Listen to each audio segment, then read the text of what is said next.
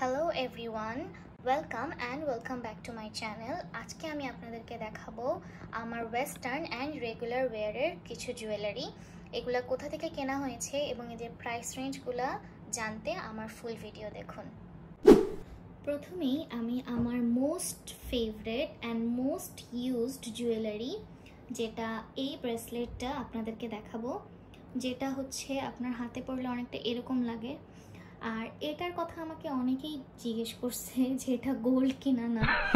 আমি যখন অফিসে পড়ে যাইতাম, বাট এটা গোল্ড না, এটা আমি ঢাকার একটা শপিং মল কেজেড ওখান থেকে কিনি।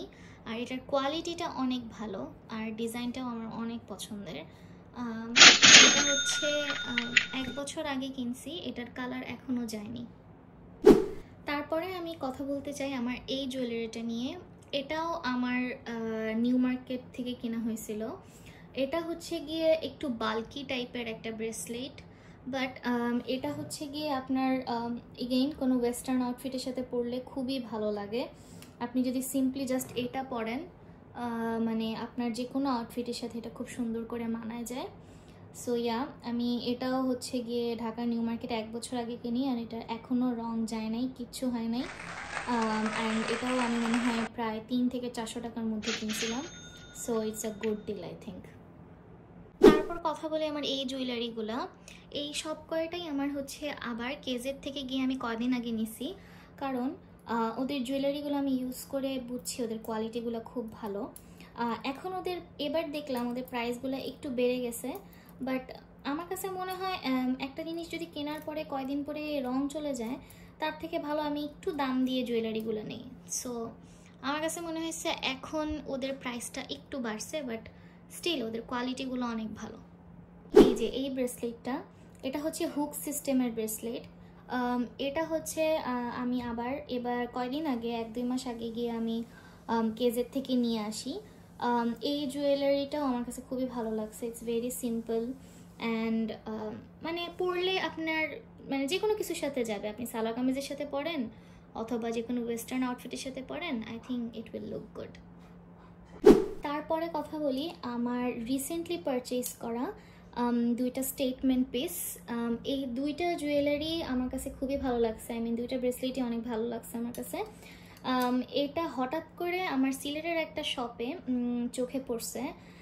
যদিও আমি কোনো জুয়েলারি কেনার প্ল্যানে ছিলাম না, বাট আমার কাছে অনেক ভালো লাগছে। অ্যান্ড এটার প্রাইস ওরা আমাকে 800 টাকা বলছিল, আমি 600 টাকা দিয়ে নিয়ে আসছি। তারপরে কথা বলি এই ব্রেসলেটটার কথা। এটাও হচ্ছে কি হুক টাইপের ব্রেসলেট, বাট এটা আমি মানে 1 দিন না 2 দিন ইউজ করছি। এটা আমার দারাজ থেকে কিনা, বাট খুব জলদি হচ্ছে কালার চলে গেছে আর কি। তারপরে কথা বলি আমার কিছু সিলভার কালারের জুয়েলারি। আমার সিলভার জুয়েলারি খুবই কম, কারণ আসলে পার্সোনালি আমি সিলভার জুয়েলারি এত পছন্দ করি না। তার মধ্যেও হচ্ছে গিয়ে এটা জাস্ট আমি নিজে থেকে কিনি।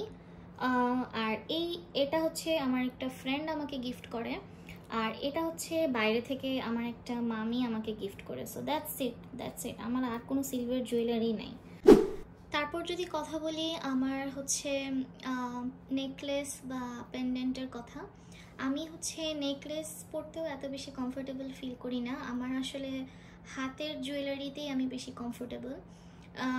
তো এটা হচ্ছে আমি গিফট পাইছি, 3টাই একটা সেট হিসেবে আসছিল প্রাইমার্ক থেকে।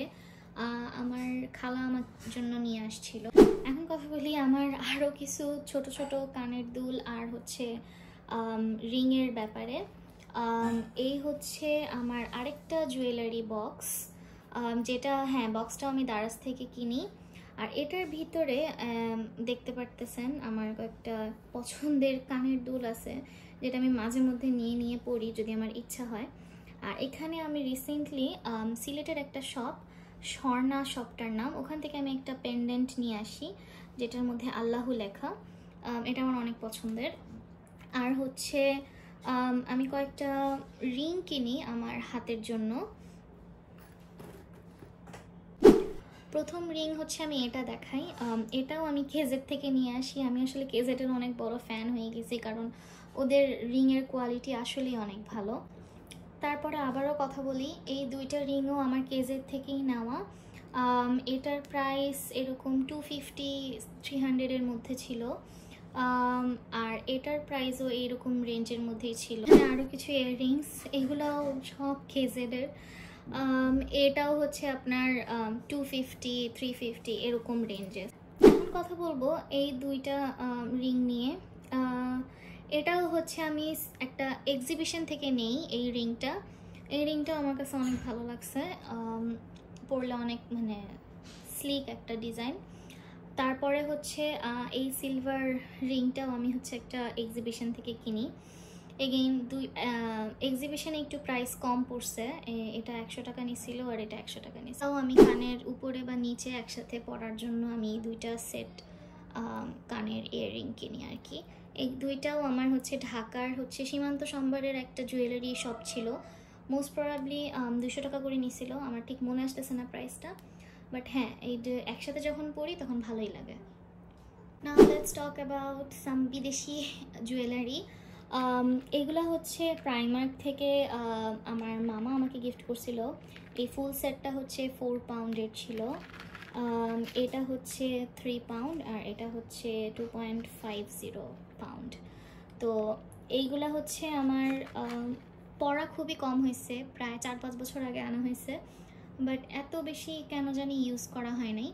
বাট আমার অনেক পছন্দের এই ইয়েগুলা, মেবি বেশি পছন্দের দেখে আসলে ইউজ তেমন একটা করা হয় নাই, but I will try to use it more. এখন কথা বলি আমার আরও রিং। এগুলো হচ্ছে প্রাইমার্ক থেকে কেনা হয়েছিল। এটার সাইজ স্মল লেখা, বাট কেন জানি এটাও আমার হাতে বড় হয়, আমি জানি না কেন। এটাও 4.50 পাউন্ডের হচ্ছে রিং। সো এই ছিল আমার সব ওয়েস্টার্ন আউটফিট অথবা রেগুলার ওয়্যারের জুয়েলারি। আপনারা যদি আমার হেভি জুয়েলারি অথবা ওয়েডিংয়ে পরার মতো কোনো প্রোগ্রামে পরার মতো জুয়েলারিগুলো দেখতে চান, প্লিজ কমেন্ট করে জানাবেন। আমার চ্যানেলকে সাবস্ক্রাইব করবেন, কমেন্ট করবেন, লাইক দিবেন। অলসো আমার ফেসবুক পেজ আমি লিঙ্ক করে দিব ডেসক্রিপশন বক্সে, প্লিজ ওটা ফলো করবেন। Thank you for watching.